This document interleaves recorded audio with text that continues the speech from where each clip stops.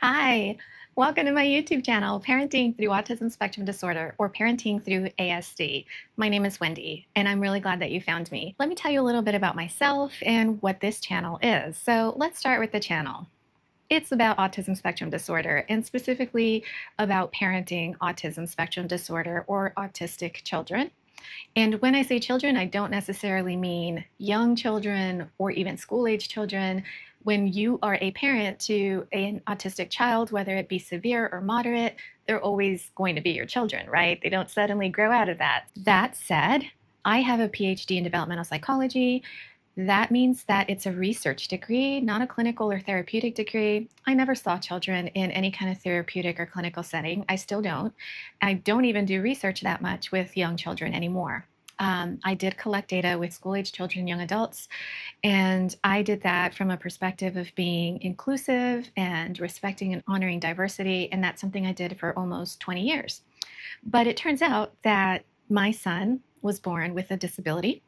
And I know that that's not true of everyone with autism, but my son is severely autistic, and he will always require a lot of support to live a functional and full life. So I'm not afraid to say that he has a disability. That's not something I'm scared of, and it's a term that I'll use without wanting anyone else to feel uncomfortable, but understanding that it's the reality of our life. And I'm okay with that. He's okay with that. It's not something that we're going to shy away from. I respect others who don't want to use that label. I completely understand, and I will do my best to be as respectful as I can in the different language that I choose on this channel. Okay, so that's one thing. The other part I think that's a little bit more important about who I am and what I'm doing here is that I am a parent to a severely autistic 14-year-old boy, and that has come with a lot of experience. And because I had this perspective of developmental psychology already, I think it really helped me just to have a point of view that is rooted in some of the training that I'd already had when he'd come along. And so I want to share some of that. Whether it works for everybody or not, I'm not here to make that decision. I am definitely not here to claim that I know it all or that I'm some great perfect person or perfect parent. It's just things that I think maybe could help others or could at least start conversations so that we can all jump in the comments and share with each other and learn from each other and show up when we can and not be afraid to not show up, because we all know as parents of autistic children that actually having friends and building community is quite a struggle when you barely have time to do your hair in the morning.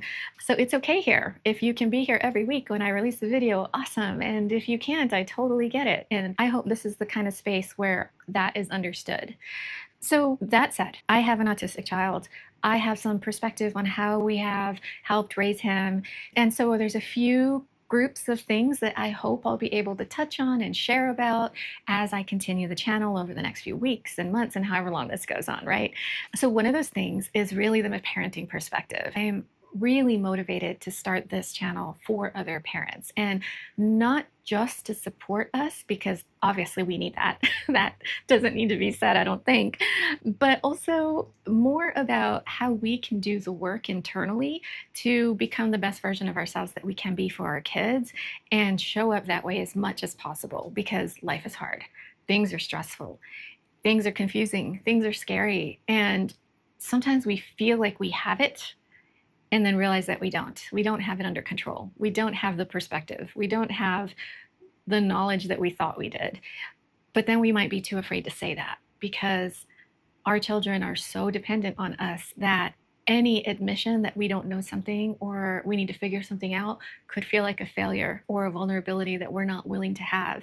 And so I hope this place allows us to have it, allows us to say, I don't know everything. That's okay. No parent does.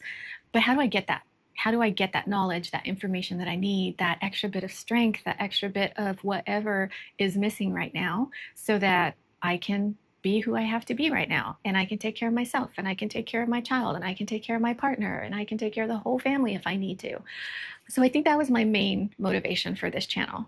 But in order to be able to do that, I think there are a lot of things to talk about as parents that we can start a conversation around here.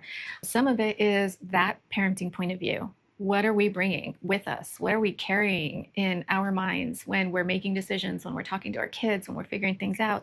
And how do we make sure that parenting point of view respects who we are and who we want to be? And how do we bring that with us instead of any other stressors or negative things that might be on our shoulders at the moment? The other thing is, one of the things that made me feel more confident and more able to be present was having my arms around some of the complexities of an autism child's life, like their therapies, their goals specifically, and understanding those better. How do I know what my child needs? When is the right time to get them that help? When do I stop or cut some of these therapies back?